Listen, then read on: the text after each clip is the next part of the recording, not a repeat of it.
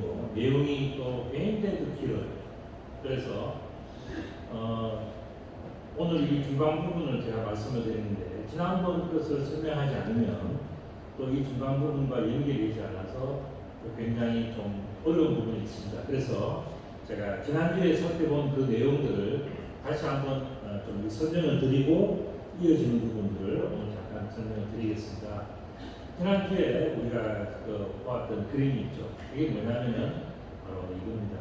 예수님께서 12제자들의 발을 씻기시면서 베드로와 대화하는 그런 내용이었어요. 그래서 베드로가 주님께서 내 발을 씻기는 것이 좀 부담스럽다고 하는 그런 말씀을 드리지만 주님께서는 발을 씻어야 된다.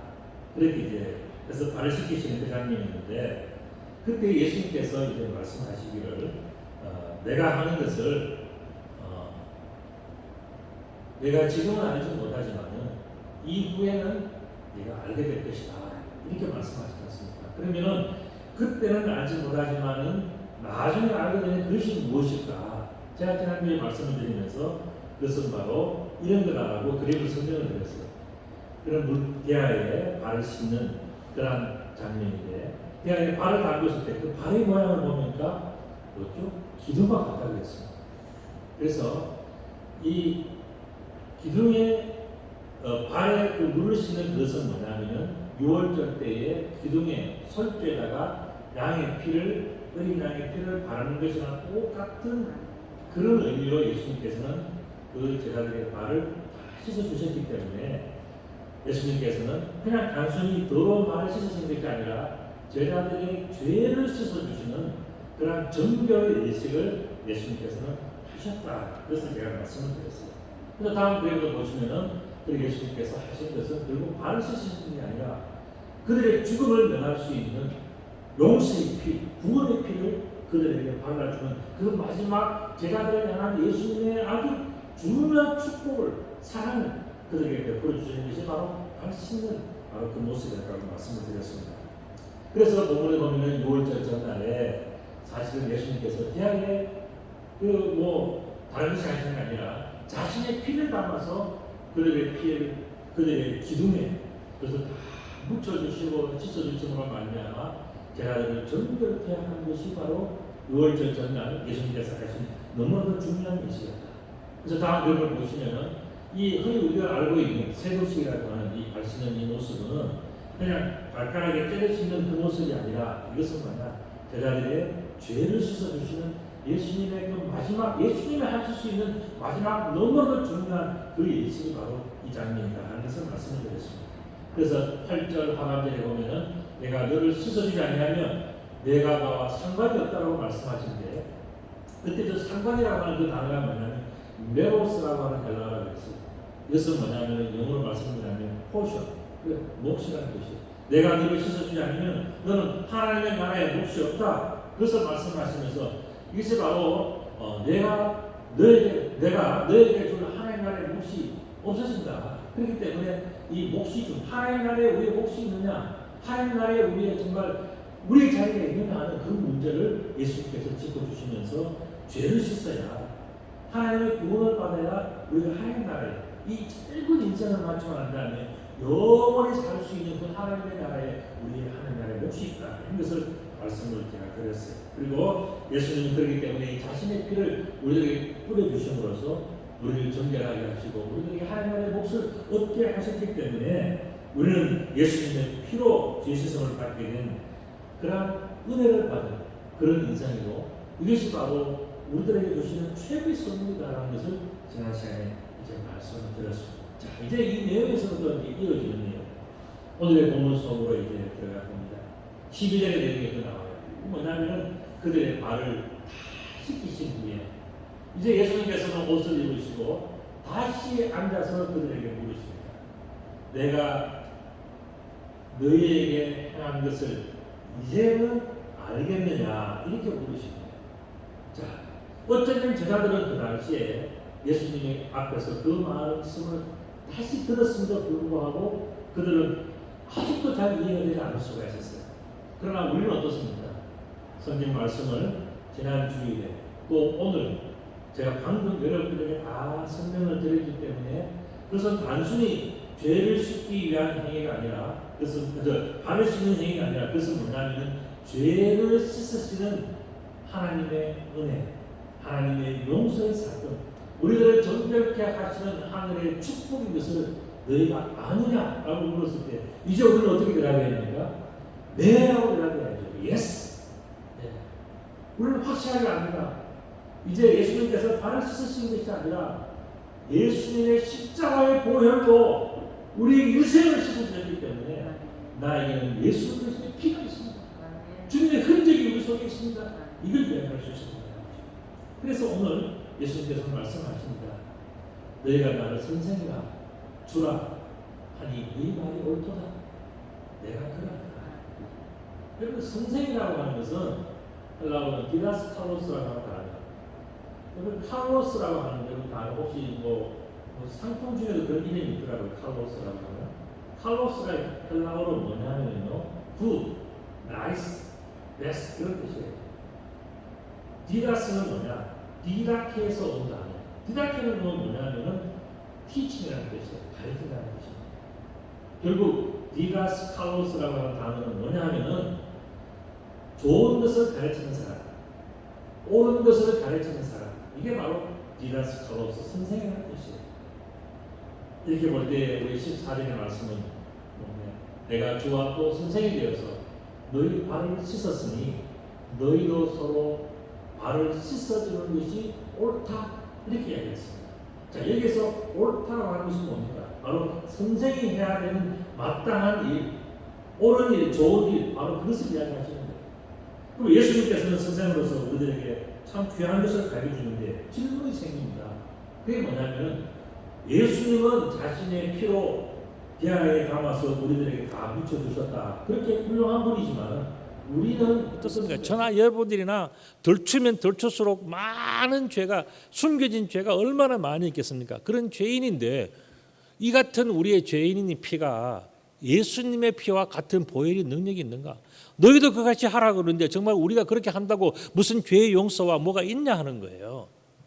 우리는 어떻습니까? 우리에게 정말 예수님의 피와 같은 보혈의 능력이 있습니까? 단호하게 이야기할 수 있어요. 우리는 뭐냐? 없어요. 우리는 그러지를 못합니다. 그런데 예수님은 뭐라 그러십니까? 그렇다면 우리가 다른 사람의 그러한 더럽혀진 발을 씻어주라. 내가 너희들에게 본이 되었기 때문에 너희들도 씻어주라. 내가 한 대로 너희들도 해라. 이런 이야기를 했단 말이죠. 15절의 말씀 보면 내가 너희에게 행한 것이 너희도 행하게 하려고 내가 다 본을 다 보여주었다. 이렇게 말씀하신 거예요. 그러면 우리들의 고민이 생깁니다. 자, 그렇다면 우리도 예수님처럼 십자가에 못 박혀가지고 우리가 피를 흘리고 다 그렇게 해야 예수님을 따라가는 건가? 예수님은 도대체 우리들에게 무슨 본을 보여주셨나? 어떠한 본을 보여주셨길래 우리들에게 자, 내가 이미 다 보여줬으니까 너희도 그렇게 해라라고 그렇게 말씀하시는 거예요. 도대체 우리는 어떻게 해야 된다는 이야기입니까? 여러분들의 생각은 어떠세요? 어떻게 해야 우리가 예수님의 본을 따라갈 수가 있습니까? 죽어서 피를 흘려야 됩니까? 어떻게 해야 되는 거예요? 여기에 우리가 예수님을 본받을 수 있는 아주 좋은 방법이 있습니다. 우리들에게 꼭 맞는 방법이 있어요. 그게 뭘까요? 그게 바로 영접이라는 겁니다. 오늘 본문의 핵심이 바로 이 단어예요. 영접. 이거는 믿음으로 순종하는 것. 영어로 한다면은 receive, accept 한다는 그런 이야기. 받아들인다, 받아들이는 것. 그게 영접이라는 거예요. 의심 없이 그대로 받아들이는 것. 그게 영접이에요. 예수님도 믿음으로 하나님의 말씀을 영접하셨습니다. 이것이 바로 16절, 17절에 나오는 내용이에요. 내가 진실로 진실로 너에게 이르노니 종이 주인보다 크지 못하고 보냄을 받은 자가 보낸 자보다 크지 못하다. 이 이야기는 뭡니까?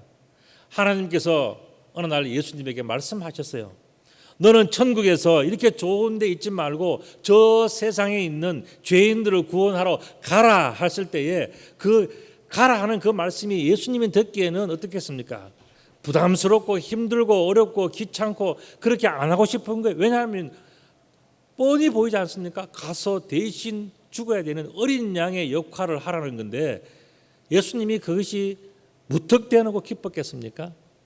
그러나 예수님은 하나님께서 그렇게 가라 했을 때에 예수님은 믿고 순종했어요. 이것이 바로 영접이라는 이야기. 오늘 본문에서 이야기하는 영접이라는 것은 람바노라고 하는 이 헬라어가 바로 그거예요. 하나님께서 예수님에게 내가 가야 되겠다. 내가 그 힘든 일을 해야 되겠다. 네가 가서 어린 양으로서 희생이 돼야 되겠다. 네가 가서 십자가에 못 박혀서 저 많은 사람들을 위해서 대속의 피를 흘려야 되겠다라고 할 때 예수님은 그것을 거절하지 않으시고 그것을 영접하셨어요. 그것을 받아들이신 거예요. 왜 그렇습니까? 자신은 종이고 하나님은 주인이라고 생각하셨기 때문에 그렇습니다. 그래서 종이 주인보다 크지 못하고 보냄을 받은 자가 보낸 자보다 크지 못하기 때문에 예수님은 주인의 말씀, 보내시는 분의 말씀을 그대로 다 영접하셨어요. 그리고 예수님은 그렇게 하시면서 이것이 얼마나 큰 축복인가. 이것이 예수님 자신에게도 모든 사람에게도 정말 큰 하나님의 축복이 된다라고 그렇게 말씀해 주시는 겁니다. 겸손하고 순종하는 사람이 사실은 큰 축복을 받는 거예요. 우리에게는 예수님과 같이 죄를 사하는 권세는 없지만은 예수님의 보혈을 겸손하게 영접할 수는 있지 않겠습니까? 이게 바로 예수님께서 우리들에게 말씀하시는 거예요. 내가 하나님으로부터 가라. 너는 천국의 이 평화롭고 좋은 것들을 다 버리고 떠나라 할 때 예수님은 어떻게 했냐? 거절하지 않으시고 그것을 받아들였어요. 영접, 그 말씀을 영접하셨어요. 그래서 이 땅에 오셨지 않습니까? 그래서 사람들에게서 핍박을 받고 어려운 일을 겪으면서 다 견디시면서 예수님은 그렇게 하셨어요. 그래서 지금 그것이 복이기 때문에 예수님은 지금 또 우리들에게 뭐라고 말씀하시는지, 제자들에게 뭐라고 말씀하시는지, 너희도 영접해야 된다. 누구를 영접해야 된다고요? 보내신 이 땅에 오신 예수님을 영접해야 된다. 그 말씀을 믿고 따라가야. 마치 예수님이 하나님에 대해서 순종하고 믿음으로 그 모든 것을 영접하였던 것처럼 우리도 예수 그리스도를 영접하고 그 말씀을 영접하고 그 믿음을 따르면서 우리도 예수님께서 보여주신 그 본을 따라가는 것이 뭐냐? 그게 바로 영접이라는 것입니다. 저는 며칠 전에 하나님 품으로 먼저 가신 이 조영기 목사님에 대해서 오늘 조금 말씀을 드리려고 합니다. 사실 조영기 목사님에 대해서는요, 여러분들이 너무나 잘 알고 계시고 또 세상의 이 매스컴에서 부정적인 이야기들을 얼마나 많이 해서 목사님이 어떻다, 부인이 어떻다, 아들이 어떻다, 교회가 어떻다, 뭐가 어떻다, 굉장히 부정적인 이야기만 굉장히 많이 들었을 거예요. 저는요, 이 교회를 개척하기 전에 백수로 지난 적이 있었어요. 그때 아무것도 주일날에 내가 그냥 놀고 있으니까 어느 그 장로님들이 모여가지고 자기들이 예배를 드리니까 좀 와서 이야기를 해달라 그래요. 설교를 이렇게 예배를 인도해달라고 이야기합니다. 그래서 제가 한 몇 개월 동안에 한 6, 7개월 정도는 한 것 같아요. 한 7, 8개월 정도. 저 종로에서 모여서 그 예배를 제가 주일마다 예배를 인도했어요. 그 사람들이 어디냐면은 그 여의도 순복음교회에서 조영기 목사님을 가장 미워하고 싫어하는 사람들이 모여서 나와서 모인 그 단체에 제가 갔어요. 가보니까 그렇더라고요. 그 사람들이 전부 다 조영기 목사님을 미워하고 싫어하고 막 이렇게 해서 나온 사람들이에요. 그런데 원래부터 싫어한 게 아니고 이야기를 들어보니까 원래는 그 조영기 목사님을 따라다니면서 너무너무 존경하고 좋아하면서 흔히 하는 가방 못지 하면서 전 세계를 다니면서 목사님의 선교 사업을 막 후원하던 그런 사람들이에요. 그런데 교회가 워낙 크니까 어떻게 됩니까? 그 기존 사람들이 물러나야 되고 새로운 장로님들이 그 좋은 그 요직을 다 차지하니까 이게 싫은 거예요. 그래가지고는 이 사람들이 그때부터는 막 조영기 목사님을 이제 막 욕하는 단체가 되어버린 거예요. 그런데 그때 그 중에 리더격이 되는 장로님이 계셨는데 그분이 그러시더라고요. 한때 제가 조영기 목사님을 존경하고 사랑해서 전 세계 안 가본 데가 없습니다. 그러면서 이야기를 하는 거예요. 한 번은 저 파라과이에 갔대요. 파라과이에 갔는데 큰 체육관을 빌려가지고 조영기 목사님이 치유 집회를 하셨답니다. 그래서 그때에 한 뭐 몇천 명이 모여가지고는 조영기 목사님 막 설교하시고 그 다음에 오늘 아픈 사람 이제 손들어라 그러니까 사람들이 이제 앞에 온다 뭐 올 때 치유 집회를 한다니까 휠체어 타고 목발 짚고 뭐 아픈 사람 뭐 다 죽어가는 사람들이 다 거기 뭐 엄청나게 그런 사람들만 왔다는 거예요.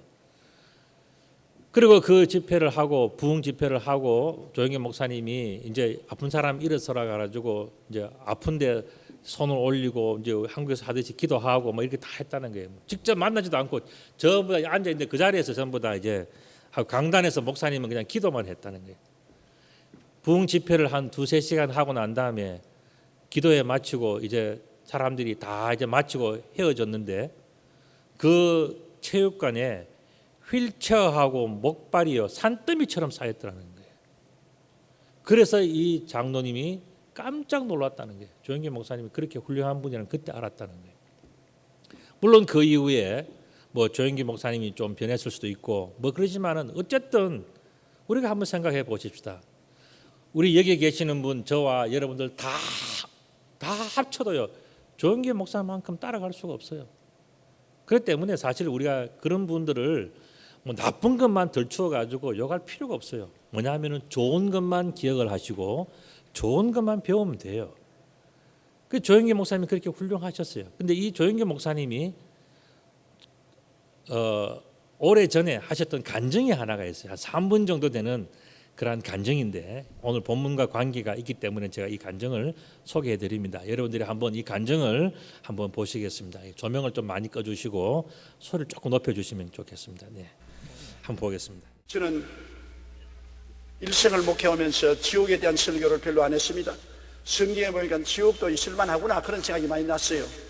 뭐 불타면 좀 피하면 안 되겠나, 벌레가 우글거리면 벌레를 좀 피하면 되겠지, 별로 심각하게 생각했는데 제가 순식간에 지옥으로 떨어져서 얼마나 있었는지 모르겠지만은 그 지옥에서 당하는 고통은 말로서形容할 수 없었습니다. 나는 깨어나자마자 모든 세상 사람들에게 지옥에 가지 말라고 경고해야 되겠다.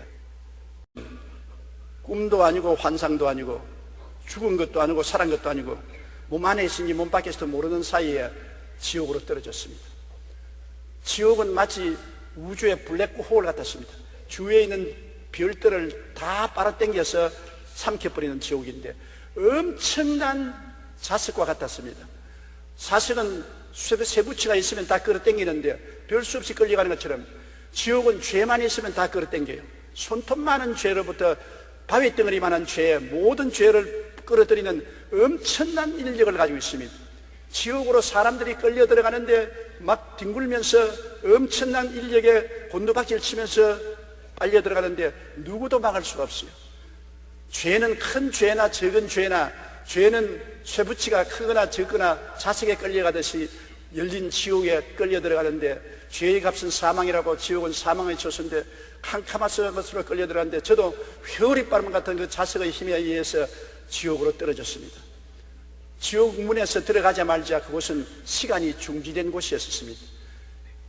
영원한 곳이었습니다.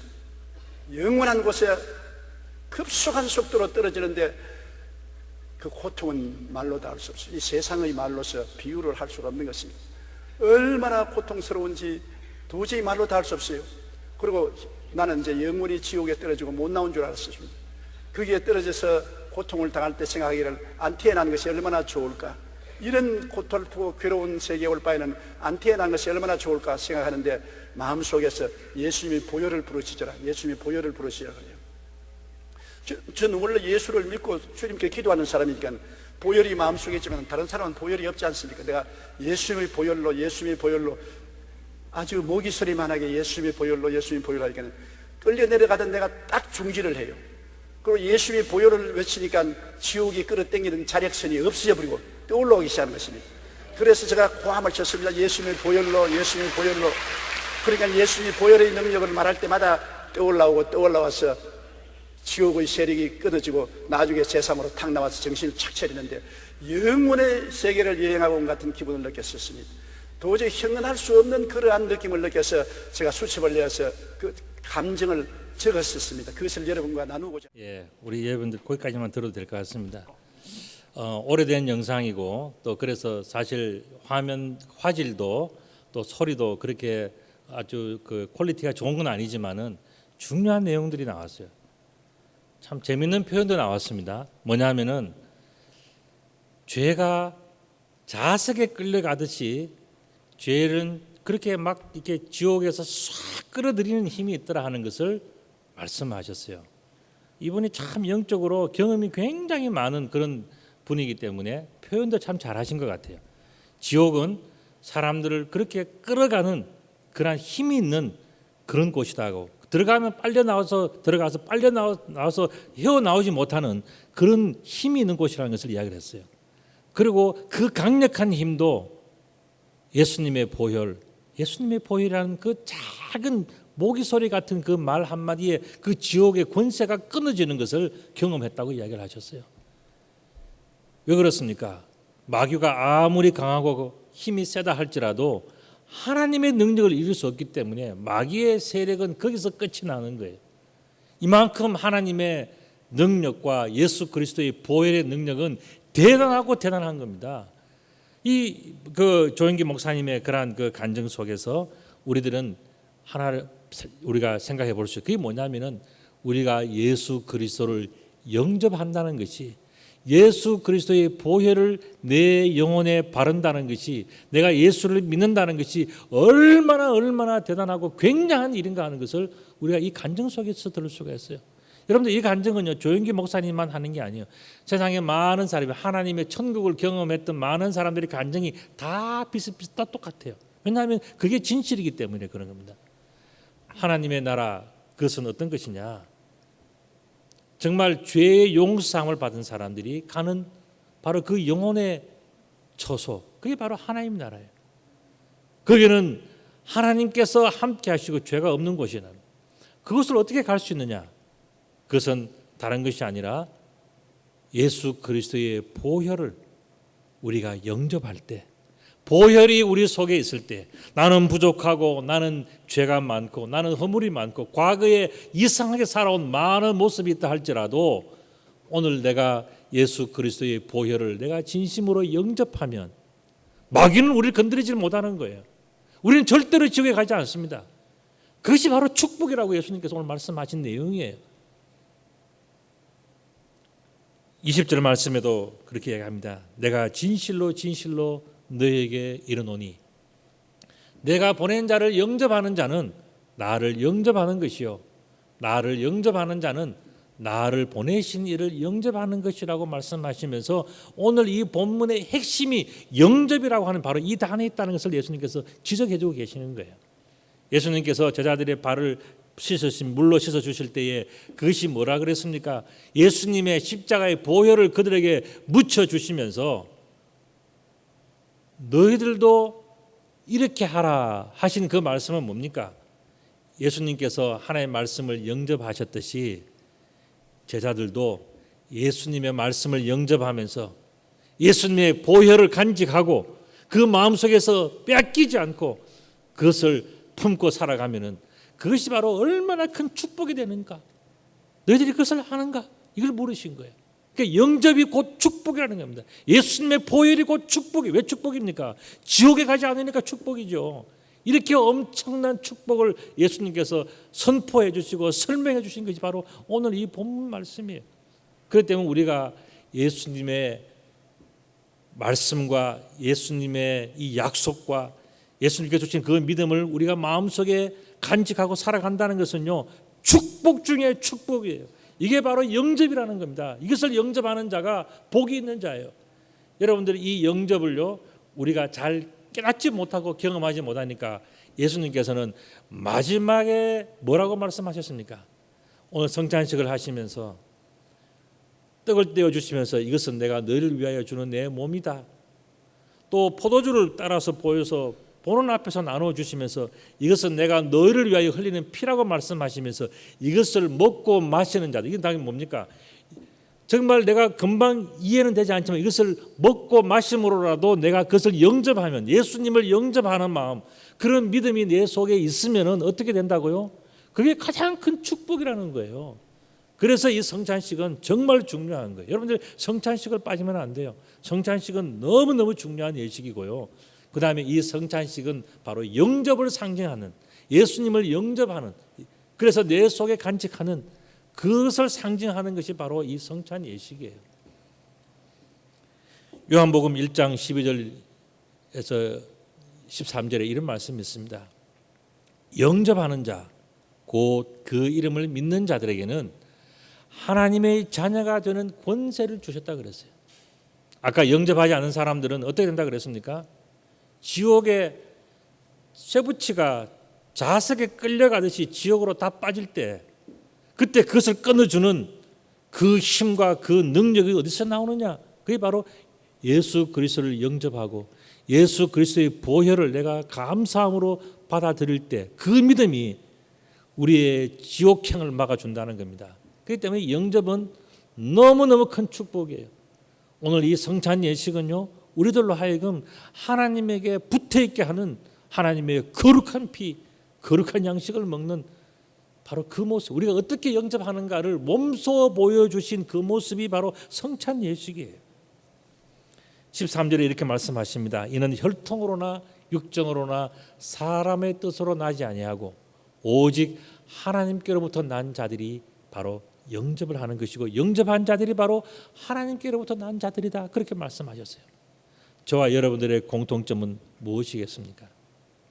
그것은 다름이 아니라 영접했다는 거예요. 부족하고 죄도 많고 이렇게 살아서 어떻게 해야 되겠나, 인생의 고민과 걱정이 많은 우리들 연약한 모습이지만은 저와 여러분들이 이 자리에 앉아 있다는 것은 뭡니까? 그럼에도 불구하고 우리들은 예수 그리스도의 보혈을 영접했다는 겁니다. 마치 예수님이 하나님의 그러한 말씀과 그 모든 것들을 그대로 다 받아들이셨듯이 오늘 우리들은 이 땅에 보내신, 이 땅에 오신 하나님, 그 예수 그리스도를 우리들이 듣고 보았고 느낀 그대로를 우리가 받아들이는 것, 영접하는 것, 이게 바로 우리들에게 허락하신 가장 크고 놀라운 축복이라는 것을 본문은 설명해 주고 있어요. 오늘 이와 같은 것을 볼 때에 우리는 한 가지의 결론을 내릴 수 있습니다. 그건 뭐냐면은 여러분들은 예수님을 영접하신 하나님의 정말로 정말로 복된 자녀라는 것, 이게 바로 예수님의 결론이었어요. 만약에 이 영접하지 않았다면 그들은 아까 조영기 목사님이 간증하신 것처럼 벌써 지옥불에 끌려가서 다시 헤어나오지 못하는 그런 사람이 되었었겠지만, 그러나 우리가 예수 그리스도를 영접하고 이제 예수님을 믿기로 그렇게 정말 결단하고 살아갈 때 우리는 그 마귀의 지옥불에 끌려가는 것이 아니라 하나님의 편에서, 하나님 나라에서 편히 안식하고 축복을 누리는 그 갈림길이 바로 영접을 하느냐 아니하느냐 하는 그 문제에서 갈라지는 거예요. 그렇기 때문에 예수님께서는 오늘 본문 속에서 계속 말씀하신 뭡니까? 영접해야 된다. 예수를 믿어야 된다. 하나님을 우리가 신뢰해야 된다. 우리는 의심하지 말고 그것을 그대로 다 믿고 받아들여야 된다. 이런 말씀을 해 주신 거예요. 오늘 여러분들이 이 자리에 계시는 것은, 저와 여러분들이 이 자리에 계시는 것은 하나님과 예수 그리스도를 영접하였기 때문에 그렇습니다. 이것을 소홀하게 생각하거나 이것을 그냥 뭐 귀찮은 것으로 생각하거나 그렇게 해서는 안 돼요. 이거는 너무너무 중요한 것이기 때문에 여러분들은 항상 감사하게 생각하시고 이 영접함을 잃어버리지 않는 귀하고 복된 여러분들 다 되시기를 우리 주님의 이름으로 축복합니다. 아멘. 기도드리겠습니다. 은혜로우신 아버지 하나님, 참 감사합니다. 부족한 저희들을 하나님의 자녀로 붙들어 세우시기 위하여 오늘도 저희들에게 함께해 주시고 예수 그리스도를 영접하는 그 은혜를 누리게 하신 것을 감사를 드리옵나이다. 이제 저희들에게 함께해 주셨사오니 이 축복을 영원토록 기억할 수 있도록 축복해 주시고 결단코 이것을 잃어버리지 않는 지혜롭고 은혜로운 하나님의 자녀들이 다 될 수 있도록 축복하여 주옵소서. 오늘 이 시간 어리석고 미련한 저희들에게 다시 한번 가르쳐 주시는 이 성만찬의 절에 참여하겠사오니 이 떡과 잔을 받으면서 우리는 하나님을 믿으며 예수 그리스도를 영접한 하나님의 자녀인 것을 분명히 고백할 수 있도록 축복하여 주옵소서. 우리 구주 예수 그리스도 이름으로 기도드리옵나이다. 아멘.